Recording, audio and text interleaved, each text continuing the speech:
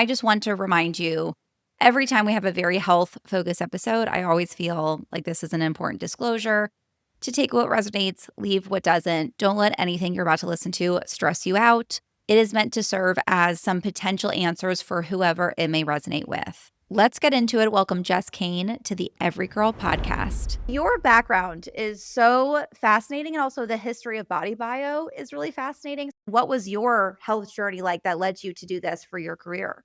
BodyBio was started by my grandfather in 1998. He was getting leg cramps as a marathon runner and just decided to make some Elite in his bathtub. He literally looked at like, what are the electrolytes in the body? What is the anatomy of a muscle cramp and how can I biohack this? Fast forward to the 1990s, BodyBio originally started as a blood test company. And meanwhile, they're lecturing doctors on detoxification and neurodegeneration and the increase in autoimmune disease and everything that's kind of happening in the world within this very small sphere in the 1990s, early 2000s of what was like the early stages of functional medicine. You're talking like 50 people, right? This is not like a large group of people that it is now with like a multi-billion-dollar industry. Right. And so it was built out of that. And for years, they would just educate doctors on, look, these products work synergistically to detox at the cellular level and to repair cellular damage, which is where all of these toxins are affecting us. And so my grandfather then went and developed a line of products to go alongside the lectures that they were doing. It took him about 4 years to work on all the products. He himself is an entrepreneur and a tinkerer. And he was like, well, nobody else is going to make it for me. So I'll just make it out here in Millville, New Jersey.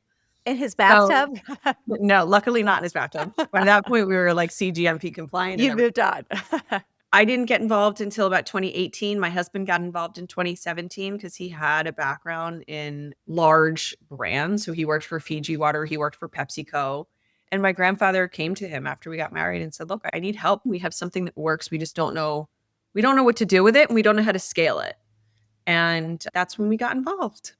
That is so crazy because in the late 90s, no one was talking about health like they are now. How did your grandfather even find out about biohacking and all these things? His own health journey. So he owned a steel factory and he had heavy metal toxicity and he had chronic fatigue diagnosis in the 1980s.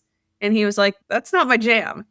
And so this is a guy who already was espousing no pesticides. He wouldn't let my parents use non-organic foods. He was making sure we were going out to Pennsylvania to go get foods from the Amish.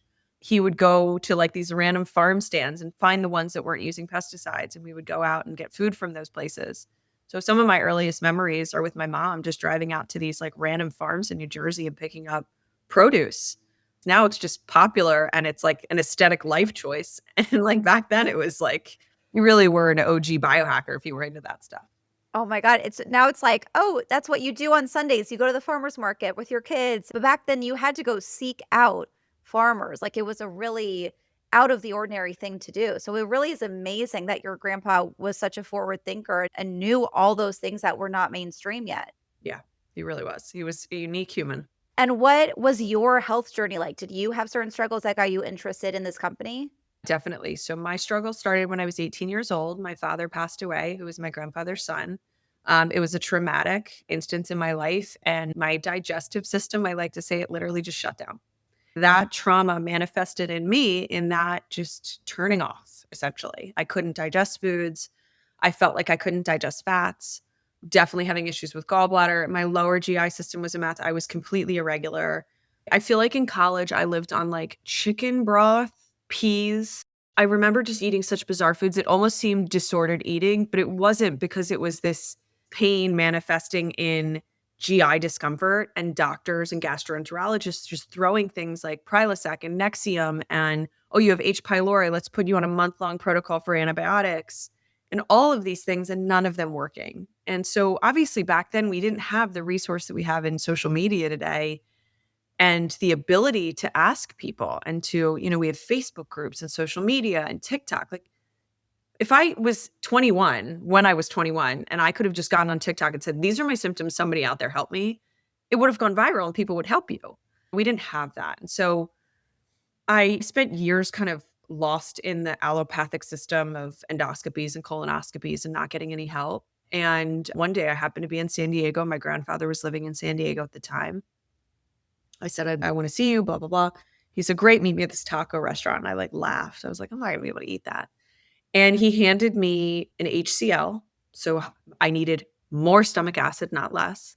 He handed me a magnesium carbonate to like neutralize afterwards. And he handed me 2 butyrate capsules, which I'd never even heard of. And he said, I want you to take these things and I want you to take the mag carb like 45 minutes later and you're going to be fine. And then tomorrow you're going to start taking this thing, and handed me a bag, literally a Ziploc bag of PC capsules, because he would just like carry them around. This is like mid probably 2006.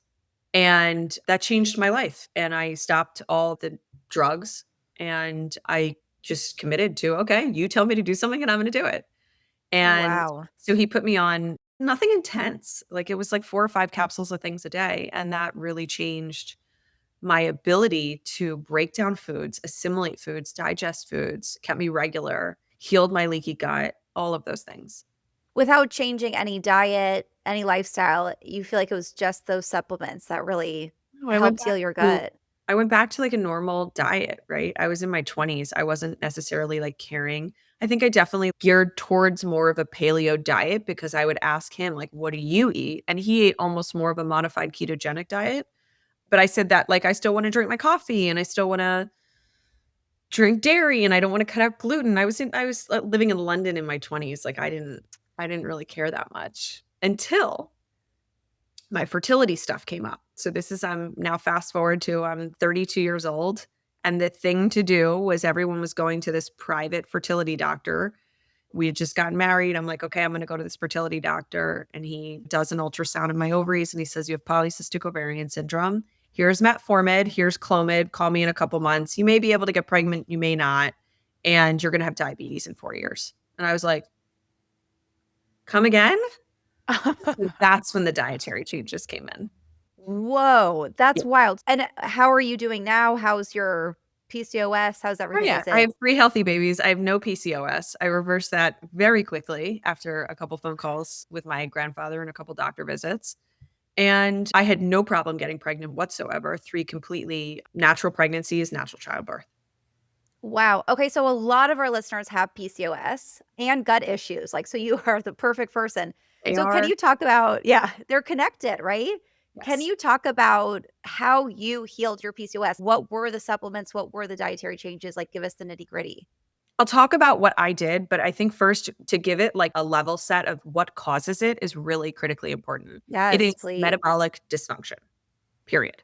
It is an inability for our bodies to process and utilize the foods that we're eating. It's also about putting bad things into the body, and some things may not work for some people. It's also about a backup of our detoxification systems and the inability to process these hormones correctly. And so taking these things kind of at face value, looking at both metabolic and hormone kind of synthesis and how it's detoxified in the body was 2 parts that were really important to me. So first on the metabolic piece, that's diet. And so for me, it was really important to regulate my blood sugar, use a CGM. It is the easiest tool. I didn't have that tool at the time, but it's the easiest tool to see how things affect your blood sugar regulation and your insulin levels.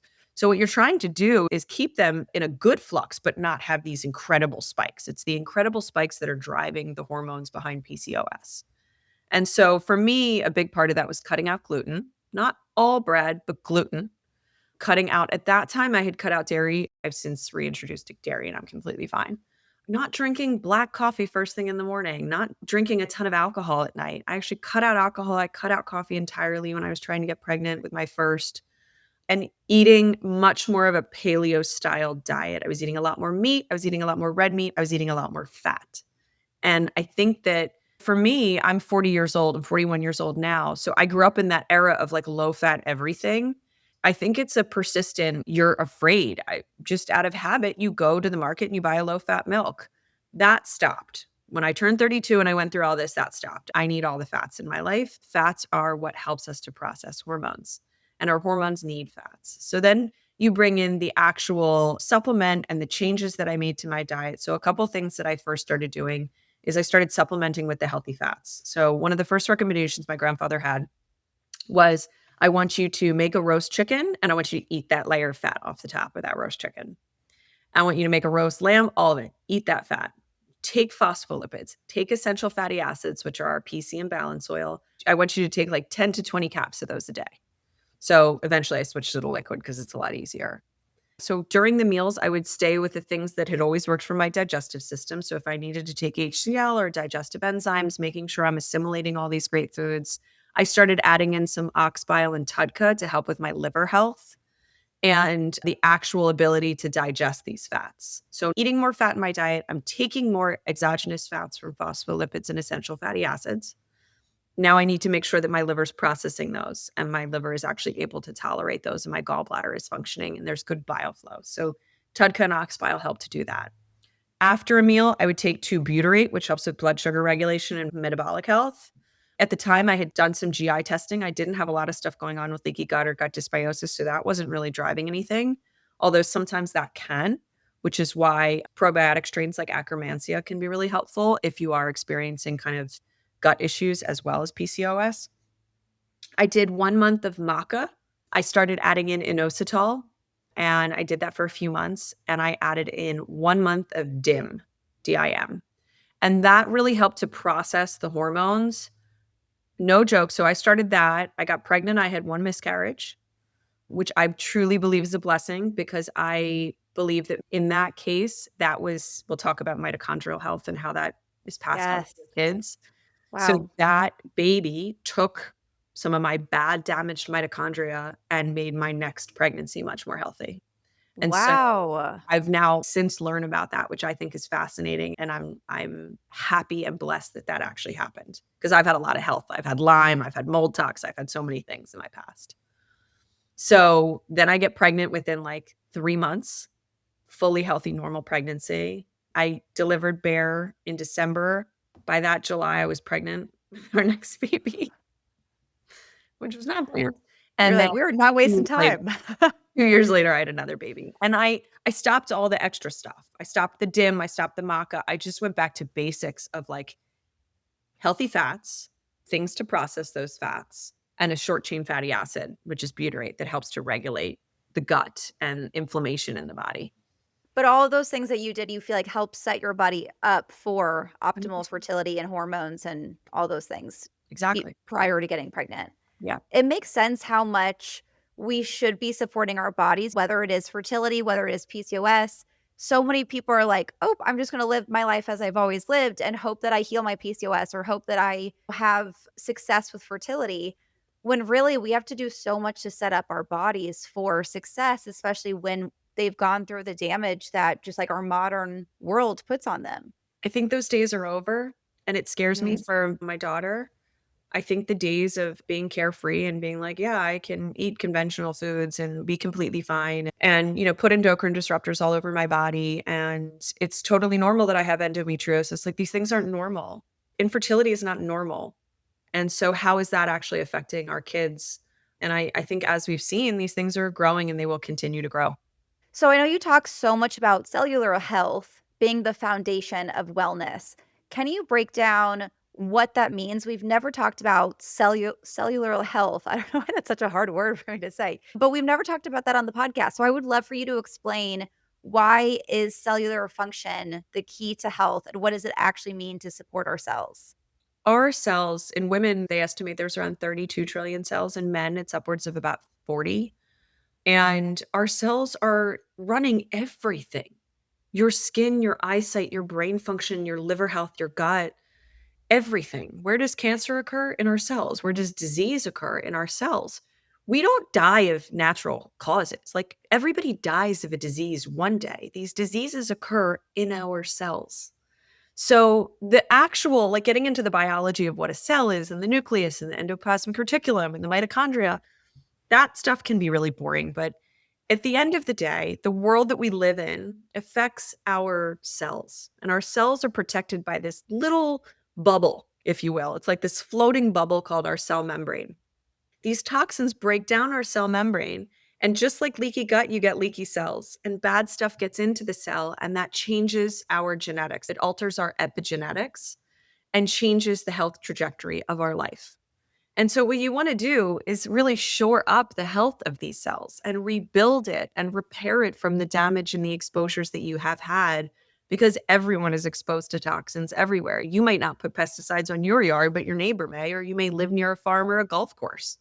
They just had this recent study out that said, like, if you live near a golf course, you have a 145% increase in Parkinson's disease. Well, why? It's the pesticides. Like, duh. Whoa. Yeah. So we live through life and we have all these conveniences, and we've introduced hundreds of thousands of chemicals over the years that haven't been tested to know how it actually changes our health. And these things are changing our cellular health. That's where they are affecting change. And so the philosophy behind my grandfather's work is really, if we can make ourselves more resilient, you will live healthier, longer lives. And that's really what it comes down to. So when you were talking about the mitochondrial health, when it came to your first pregnancy that and then the miscarriage, is that what you were referring to? Those mitochondria were not as healthy because of the toxic exposure? Exactly. So mitochondria get directly impacted, and mitochondrial DNA actually gets impacted by a lot of these toxins. One thing that we've worked with a lot of doctors on is this concept of a preconception detox. How do we clean up these mitochondria? Because maternal mitochondria, 100% of maternal mitochondria is passed down to children. We are forever connected to our babies, and we drive their health through our mitochondria. So there's a wonderful researcher at CHOP in Philadelphia, Doug Wallace, who has done incredible research on children's diseases before the age of 12. And he articulates that 98% of children's diseases are directly because of mitochondrial dysfunction. Well, where are they inheriting their mitochondria? From our moms. And so we talk a lot about like the ancestral lineage through the mothers, and it's passed down, but this is really true. Like, our lineage is passed down in these mitochondria, and so is our health, and so are our health problems. What are some of the biggest signs that someone might be struggling with cellular dysfunction? Like, are there symptoms? Fatigue, brain fog, autoimmune disease, anything that just doesn't feel normal and feels off, right? Headaches, chronic headaches. We're actually going to be doing a clinical trial on fatigue specifically. Which is so interesting because all of those symptoms I feel like sadly are so normalized that we are used to them. Like we're almost like, "Oh, of course I'm dealing with brain fog. Of course I'm chronically tired. Of course I have headaches." Like it's so normalized to feel shitty, Yeah. and it shouldn't be. It shouldn't be. And I think that's one of the biggest things I hear back from people is like, when you start taking care of a foundational layer, and I'm not saying it's going to solve everything, right? Like, I have my Achilles heel is thyroid. And so I am 41. I've had Hashimoto's. I've kind of been at this baseline in which I go to a GP and the GP's like, yep, your thyroid's fine. My functional GP is like, no, you're a little light in some things, and I want to support that. So here are some ways that we can support it. Here are some dietary changes you can do to get more energy. So like, fatigue can feel like a multitude of things. It can be because of thyroid. It can be because of hormonal fluctuations. It can be because of mitochondrial dysfunction. Mitochondrial dysfunction goes like much deeper and really is a driver behind a lot of these things. What are some things we can start doing to restore our mitochondrial health? I think it's an interesting one because our mitochondria are not driven by levels of NAD. That's become like such a popular one these Oh my days. god, the NAD, yes. And it's Please talk it's about not that because you do hear it's about that all the time. these are all just little different levers that might help the mitochondria a little bit. But if you really want to take care of your mitochondria and the foundation of their health, you have to give them what they use. And supporting your mitochondrial health is actually very simple. They need minerals, you need sunlight, you need the right amount of regulation of your circadian rhythm and getting great sleep and exposing yourself to sunlight sometime throughout the day, or just getting your eyes into sunlight. Even cracking your window helps to change the sunlight environment in your house. And you need to repair and replenish the cardiolipin production, which is actually through, this is going to be controversial, linoleic acid, which is a seed oil, which is really interesting. So essential fatty Really acids are really interesting. important for our health. Seed oils are really bad, but they're from the same source. And so eating raw nuts, make sure you're eating meats, and make sure you're eating eggs and egg yolks, very important. Our balance oil is high in linoleic acid, in a pure unoxidized linoleic acid. It's cold pressed and organic. And that provides that cell food directly to the mitochondria to have the cardiolipin working properly. Phospholipids, another fat that's very integral to mitochondrial health. And then there are other things like urolithin A and NR, precursor to NAD, CoQ10, PQQ. These are all great. I think that they're important to take if you're feeling like you need a boost in your mitochondrial function. And where do we get phospholipids? Like, do they have to come from a supplement? I know you mentioned seed oils. Like, tell me where we get those. Egg yolks is the best place to get it. And then our hero product is BodyBio PC, and PC stands for phospholipid complex. That's really interesting. Such a health fad was so obviously anti-fat, like we talked about, but it was like egg whites is the healthy thing. Knowing that the yolk is where so much of the essential nutrients are is just like interesting. It's good to know that so much of like the marketing is actually not beneficial for our health. Yeah. Well, I mean, the studies weren't accurate. The studies were funded by some of these things. It's very complex as to how these like fads form. I think in today's world, we have so many like sounding boards of where these things can be verified and checked. That's what makes it so unique to live in the time that we're living in. And you mentioned minerals. So what are those minerals that we want to be getting for our cellular health? Yeah, so cells are really powered on, so you have minerals that mimic more electrolytes, and we can talk about that's more about muscle function. I like to call minerals cell food. There's so many different applications for each of the macro and micro minerals. So when we talk about macro, we're talking like magnesium, sodium, chloride, things like that. When we talk micro, you're talking about boron and lithium and even lead and arsenic. Like things that are micro, much, much smaller amounts, but still in our soil and important. So there are certain people out there who like want no lead in anything. And like their lead is absorbed in the body differently when it comes from food versus like a lead pipe that you're drinking out of. So macro and micro minerals are critically important. We make a product called Remineralize that is really great.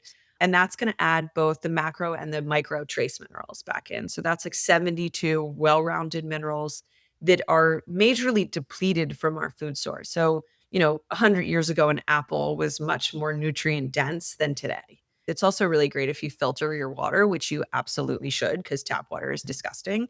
But filtering your water then also takes out the good stuff. And so we want to put those minerals back in, and that makes it a really easy way to do that.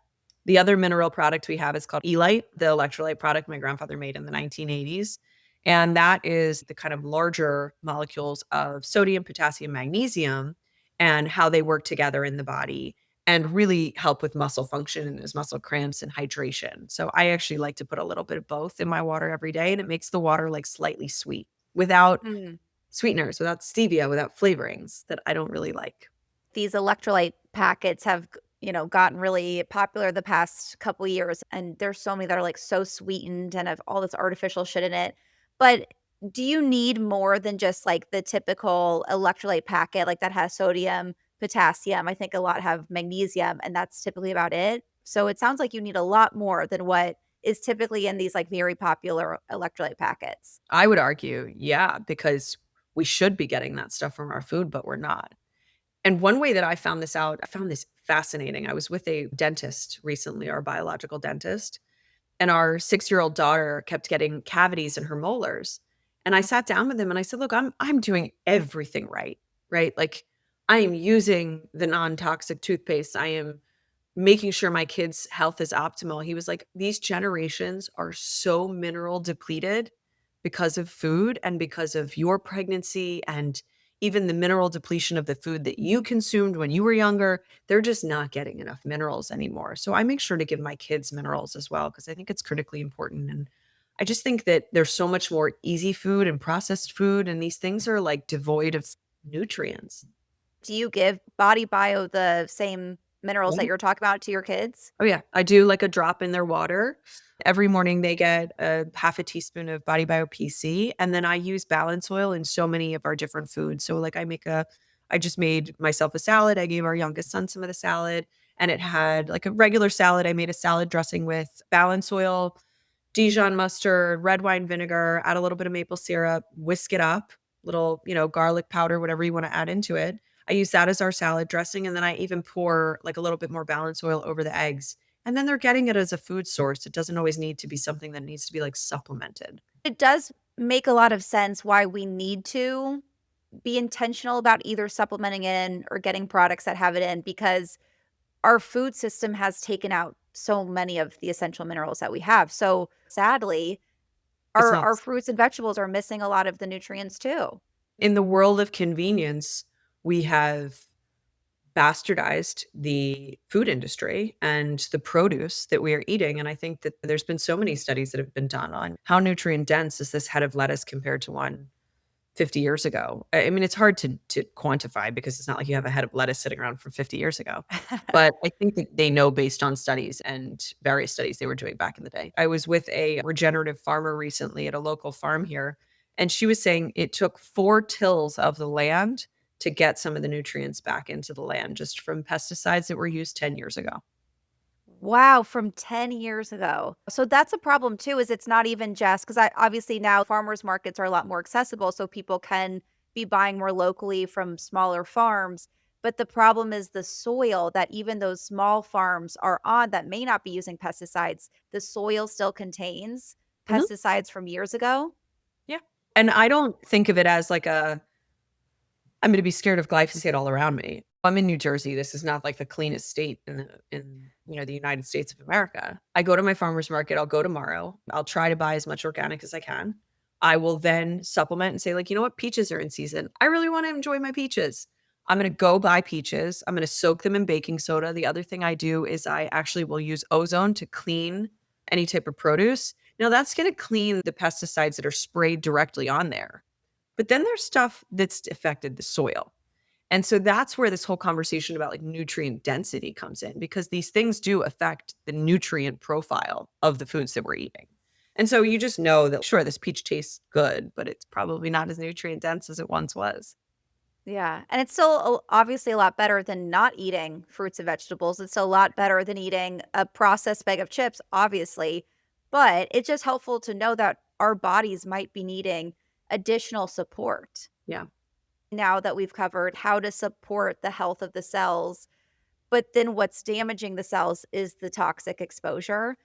And toxic exposure is a topic that I am like, I guess, wary of because I think it can get so stressful of when we really talk about it. It's like, oh my God, I can't eat a peach because there's glyphosate in the soil. And like it gets so overwhelming and stressful. But I would love to hear your thoughts on how we can support our detoxification systems and limit toxic exposure where we can without letting it get so stressful and negatively affect our lives. And this is the part of the conversation where people will say to me, well, like, do you take supplements forever? And I'm like, yeah, because I want to live my life and I want to go and enjoy and I want to fly on an airplane and not stress about radiation and EMF exposure. And I want to go eat in a restaurant that I like. I enjoy traveling, I enjoy food, and I don't want to raise children with issues who see that. So I need to have this balance in my life of what that means for me and what works in my household. And so I'm pretty particular about maintaining that balance, but also knowing that I need to have this base level of foundational supplements that I take that helps me achieve that balance. We make these supplements so that you can, if you want to utilize them in your life as essential nutrients, then you can. And that's how I view them. So my everyday supplement routine is BodyBio PC, BodyBio Balance Oil, typically 2 butyrate a day, and that's going to help with my GI function. That's going to help with short chain fatty acid production that I probably do not consume enough fiber, so I need butyrate in my diet. I take a couple TUDCA a couple times a week, which is going to help with liver health and my hormone detoxification and everything like that. I take my minerals and my elite. I take glutathione typically most days to help with that detoxification of things like heavy metals and toxins, and that's pretty much it. There might be some things that come up. My husband recently got bit by a tick. He took doxycycline. He's now got to be on probiotics for a few months. There's things that are always going to come up and happen that you're going to have to change that and adjust that. On an average basis, if you really look at it, I actually take 50 supplements a day, but that's because I take so many capsules. I take 12 capsules of PC. I take 12 capsules of balance oil. And so it adds up very quickly. You're taking the same supplement, but just higher doses? Yeah. I take high Yeah. doses of stuff. And is that for your lifestyle, your body? Like, why take the higher dose? It is. It's like my health history. So I've had Lyme disease, I've had mold toxicity. I'm taking it for anti-aging benefits and like skin benefits and keeping my skin plump. I like a higher dose of these things because I feel optimal using them in the higher dose, right? I don't feel brain fog. Sure, I feel fatigue as a mom of 3 growing a business with my husband, and just balancing all of that. But I think that that's just a normal part of my life. Yeah, we're not always gonna feel like superwoman. There's a certain point where it's like, it's normal to feel tired when you're running on a short amount of sleep and you're stressed out and you're a very busy job and you're raising kids. Like, it's normal to not feel amazing sometimes, but what we want to mitigate is accepting, "I feel like shit and I don't know why." Exactly. So, like, Yeah, I know why. If I wake up feeling tired, like I didn't get really restorative sleep, I know why. yeah. Right? And so I think it's a lot to do with, like, being in tune with your body, and that takes a really long time. I mean, it took me on my health journey probably until, like, my 40s to figure that out. I love hearing that you love to travel, you love to eat at restaurants you like, you don't get so obsessive as I think it's easy to when we have the awareness of the amount of toxins in our environment. So you view it as we're exposed to these toxins regularly, but I take these supplements to support my detoxification system so my body is able to process and expel these toxins. Spot on. Because our detoxification systems are not really meant to process the amount of toxic exposure that we get. So it does make sense that if we kind of do need to support them so that they're able to detoxify more than what was needed of them 100 years ago, 500 years ago. And it's changing the way we view detoxification, right? Detox is not like a short month-long protocol. It's a daily process. It's something that your body is doing 24 hours a day through the various different detoxification pathways through phase 1 and phase 2, but it's about supporting your body and the health of your body so that those pathways work really, really well. And then you can live in balance. Now, that balance may be different for somebody who is chronically ill, somebody dealing with long COVID, somebody who has Parkinson's disease. That balance is different. And so that's where it's not a one size fits all solution. But I would say what we provide is a foundation that everyone can use. It just, for some people, they may need to be on a much higher dose than others. Anything else that you do, any lifestyle factors that either help limit toxic exposure or support the detoxification system? Oh God, yes. Yeah. I am I'm like, we I want we all of your tips. I'm definitely a clean mom. Um, Cleaning products. Start there. Air filters, air filtration, quality air in your home. I have a air filtration system in my HVAC that's akin to like a hospital. No plastics. Sure. If I wanna go get a matcha and it's in a plastic cup, I'm gonna drink it. It's gonna I actually I received the coolest study that somebody's doing. They're doing a year-long study using a microplastics test. So they're using Brian Johnson's microplastics test. He did his first test, and that day he started taking PC. And for 1 year, he's going to take PC. And every quarter, he's been testing his microplastics. And they are down so significantly by the time he's done the second test. It's like I shared it with my clinicals team, and they were freaking out about it. So That's wild. we're going to try to get the funding together to do a test on microplastics levels and how phospholipids actually help to remove these things from the body. So again, Whoa. balance. If I'm going to drink out of a plastic container, it's not going to be the end of the world. I'm not going to heat up food in a black plastic container, right? Like stick it in glass and put it on the stove. That's in terms of my home. In terms of like body, I love Osea. I love Primally Pure. I try to use as clean makeup as possible. I love Merit. I love Westman Atelier. I usually use mostly Merit, which I love. Don't wear a ton of makeup anyway. Sunscreens, I'll only use zinc oxide sunscreens. In terms of eating, we talked about kind of avoiding as much as possible microplastic exposure. Other areas of my life where I think about it, one of the simplest ways, everybody's out gardening right now. I never use any type of pesticide or herbicide. White vinegar on your weeds. Just spray some white vinegar on your weeds. Wow, and It's that works. wow. Yeah. Cleaning products, clean laundry detergent. Branch Basics is a great company for things like that. So we have access to so much now that it's not difficult to get into just making some slight alterations. Like one of my favorite things for cleaning, I have two favorites that I just like love. One of them is called Benefact, which is a thyme extract that is a complete disinfectant. So, if you need something that's going to disinfect or you need something that's really going to sanitize, Benefact smells wonderful. It smells like thyme and it's non toxic, like win win. You can put it in your washing machine to clean out your washing machine, even. So I use that a lot because I have 3 dogs and 3 little kids. And then my other favorite thing is called Briotech, which is an HOCl. Active skin spray is another version of it, magic molecule. I think these are just like awesome. You can spray them on your skin. You can use them as hand sanitizers. They're great. First of all, great brand recommendations because I think that's part of what's overwhelming is it's like, okay, yay, we have so many options, but now it's like you hear about greenwashing. Is Mm, it really, so having the brands from someone who has done the research is so helpful to be like, okay, yeah, this one is actually non-toxic and clean. So that's super helpful.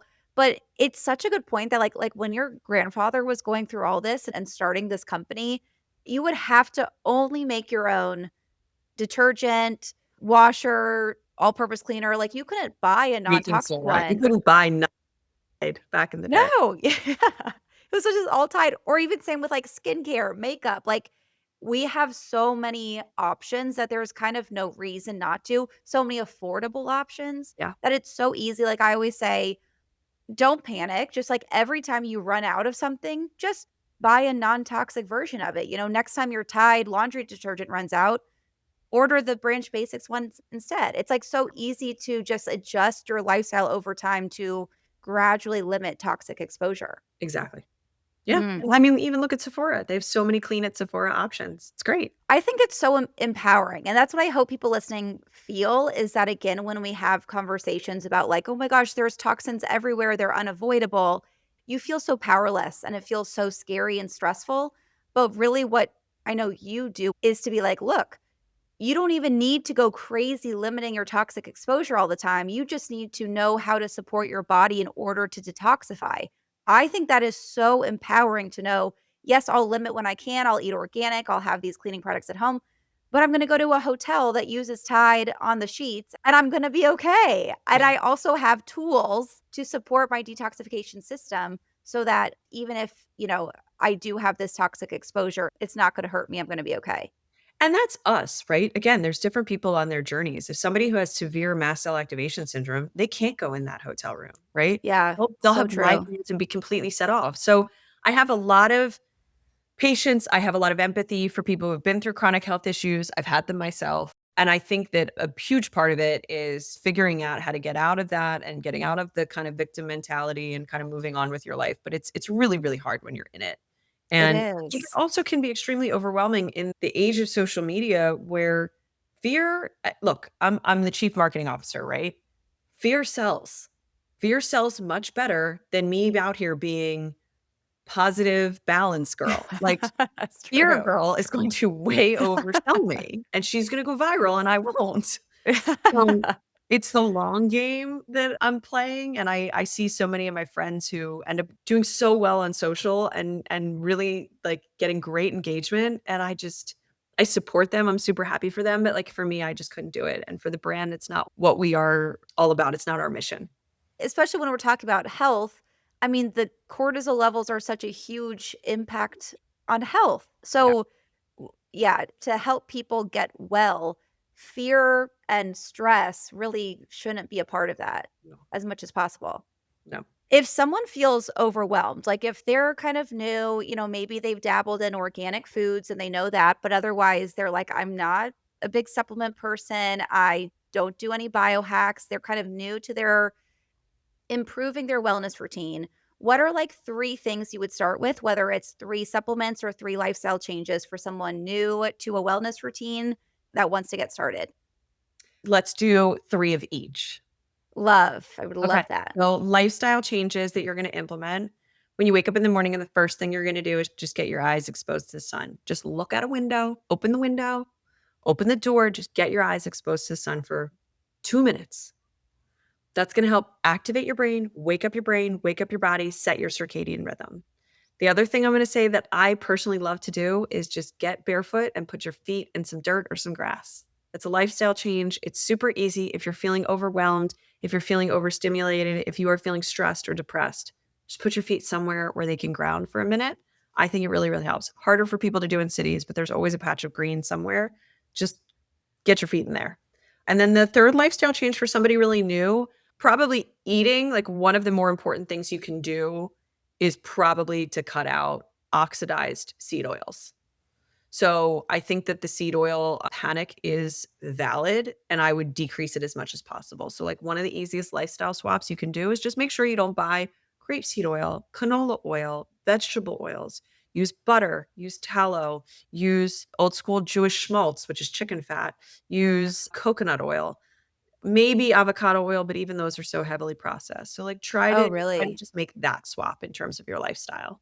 Okay, that's a good tip. When you go to restaurants, do you ask for oil swaps, or are you like, if I'm going to a restaurant, it's fine? I don't eat in restaurants every day. If you are eating in restaurants every day, you might want to consider, hey, can you steam that? Hey, can you just steam the vegetables and leave the dressing on the side? Those types of things are really easy. Hey, can you cook that chicken in butter? A lot of the times they'll do it. And I mean, look at restaurant chains like Sweetgreen and like the movement that they're doing to remove these types of things. So their french fries are great. I had them the other day. Oh, are Um, they? I haven't tried them yet. I'm so happy though, because yeah, to use good oils is gonna be a game changer. I feel like kinda like you do, if I'm going to a restaurant, it's all right, it's gonna be fine. But if I'm getting a salad, I always ask, like, "Does this have olive oil in it?" Because there's something extra gross to me about thinking about canola oil on my salad, like, just a raw like, it's gross. So that's, like, so easy to just be like, "What kind of oil is in the dressing?" And then it's so easy. But an easy one. if you can control your home environment and how you're cooking, you're good. I love the advice to start there. So then the 3 supplement recommendations is super simple. We sell this thing called a foundational bundle. It's 3 supplements. It's PC, balance oil, and butyrate, and those are the 3 foundational supplements that I think everybody should be on. And so that makes it really easy. So easy. Okay, Jess, we are going to wrap up with some rapid fire questions. What is one thing that you wish every woman listening knew about her body? Oh, you have such a strong intuition. Just tune into it and listen to it. That's a Women good are one. much more in tune. I wish more people would see through the clouds and just, like, listen to their body. I'm curious, even from you having so many different health issues, was that something you really had to learn and maybe struggle to learn for yourself? Yeah, like I always sought to go to the root of like, why is this symptom arising? And I think that's a really, if somebody tells me they're having headaches, I'm like, well, let's root cause that. Why? When did they start? Why? Headaches just aren't, that's not a normal symptom. Something's going on, Yeah. right? Let's get to the root of it. Is it hormonal? Do you have Lyme disease? Is it toxins in your environment? Do you have some sort of mast cell thing going on? Do you have a histamine thing going on? I mean, there's so many different things. So yeah, I There's think so many that things. instead of just looking at it like, oh, I just suffer from headaches, get to the root of it. Thank God we have things like pain reliever like Advil, it's great, but it has allowed us to be like, "Oh, I have a headache, whatever, I'm gonna pop an Advil," instead of asking the why. Why is this happening? What is my body trying to tell me? I was getting these headaches on the 10th or 11th of every month. And it finally dawned on me like, duh, it's hormonal. It's a week after I finished menstruating. So, like, why is that occurring? Call my doctor. Mm. Like, I want you to eat pumpkin seeds and sunflower seeds and a pat of butter every day through your menstrual period. They went away. It was a hormonal thing. Stop. Where can I get your doctor? I want a doctor that tells me to eat Right. seeds. So good. Nutritionists, naturopaths, functional medicine practitioners that really understand seed cycling will know about these things. I love seed cycling. Is that something that you still do? Is seed cycling? You're into that? I do, but, like, you think about seed cycling, a huge part of seed cycling is getting the seed oils from the seeds that are necessary for regulating our hormones. That is balance oil, right? If you start That's taking balance oil, interesting. it's gonna help provide those essential fatty acids from seeds that are needed to regulate your hormones. I love balance oil during certain phases, like the follicular phase. I like adding in evening primrose oil, which we also make, and it's organic. It's very difficult to find pure evening primrose oil because usually they cut it with borage oil and they can just still put on the label that it's evening primrose oil. So I like to use those 2 products, but that is what seed cycling is. That makes so much sense. That's why it works. It's because of the oil, the fatty acids in the seeds. Yep. Makes so much sense. Wow. Okay, what is your go-to coffee order?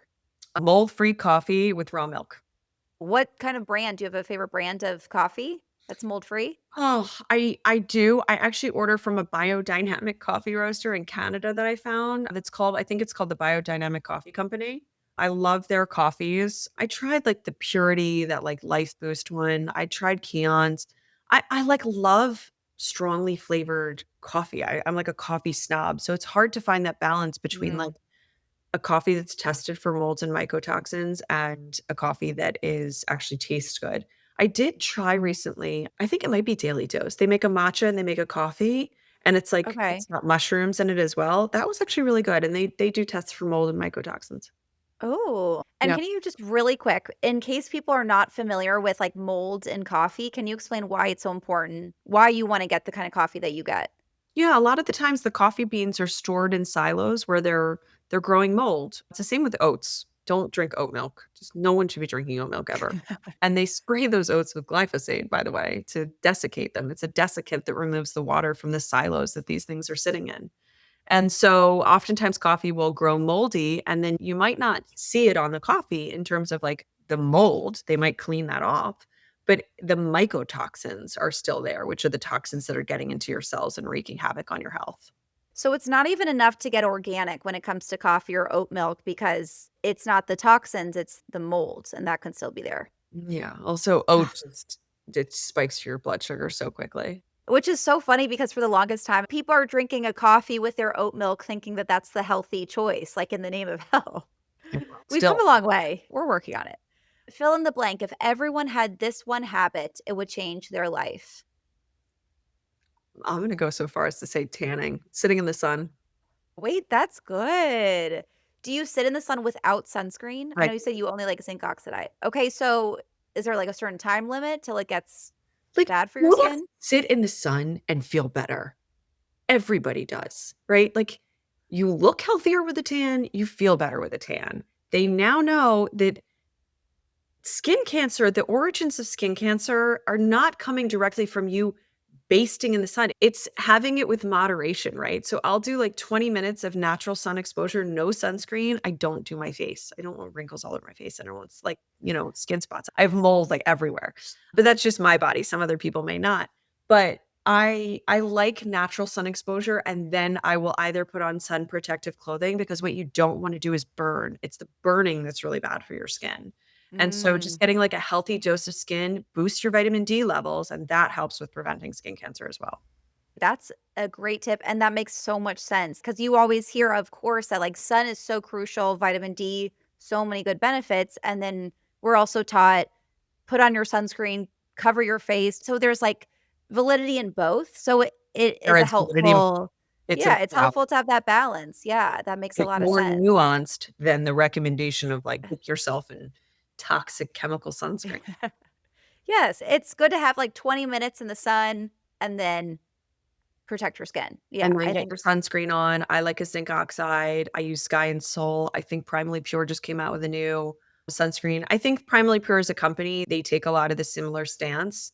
I think she even had a really great dermatologist on her podcast recently that was talking about this and the sun and skin cancer and getting that like natural exposure. And I do this with my kids too. Get 20 minutes, not at 12 o'clock, but at like 10 o'clock in the morning. And then we're going to put your sun shirts on, we're going to put your sunscreen on and just keep reapplying. But that way, they also build up this concept of a sun callus when you're getting tanner, but you're not burning. And then you get to a place where you will no longer burn, you will just tan. And that is a healthy level of vitamin D. I need that. I burn so easily and I Well, freckle and mole. yeah. I needed okay, I'm gonna start training my skin and Yeah. try that. I need that. Best advice you've ever received? Stay the course. My dad said that to me before he passed away. That's great advice. Stay Yeah. the course. Stay on what you truly feel is meaningful, right? So like I was pre-med in college and it just didn't sit right. It didn't feel right to me. Like now in what I'm doing, like I genuinely feel every day so grateful to do what I do because I feel like this is the right course and the right path for my life. And it's really gratifying. Going back to your intuition, trusting this is the right path for me. Yeah. That's great advice. Last question, a book that changed your life. Oh, I read a lot actually. And mostly what I read is like rom-com beach reads. Like I went the city in a book because I do such serious stuff all day that I just want to have like mindless, mind-numbing books. I love I get that. And but no, that's an there's okay answer. If it's a rom-com that changed your life, I'll take that too. no, there's no rom-com that change your life. Some of them might change your sex life, but they're not gonna Yeah. change your life. But no, I think the book that actually was probably the most prominent in terms of like changing my life and work ethic was a book that was recommended by my grandfather, and it's Ayn Rand's The Fountainhead. Oh, I've never heard of that. Yeah. It's a very deep book, but it's about work ethic, and it's a book majorly about capitalism, but it's fascinating. And it was just a really poignant book. I read it in my like early 20s and I was just like, wow. It teaches you about like what true hard work is compared to people that are just given everything. And it's interesting. Really interesting. Wow, that sounds so good. Okay, Jess, where can everybody shop Body Bio and find you? Yeah, you can find BodyBio, all handles at BodyBio, bodybio.com. And for me, my Instagram handle, I think, is at Jess Kane. And I post a lot of these like healthy swaps and things that I do in my life all the time. Thank you. This was like so helpful and so much amazing advice. Awesome. Let me know what you think. I hope you enjoyed the episode. I know I sure did. Please do not forget to rate, review, and subscribe. It really makes a huge difference for our show so we can keep growing and bringing the content that you love. If you want more info, you can find us at the Everygirl Podcast on Instagram or theeverygirlpodcast.com. Talk to you next week.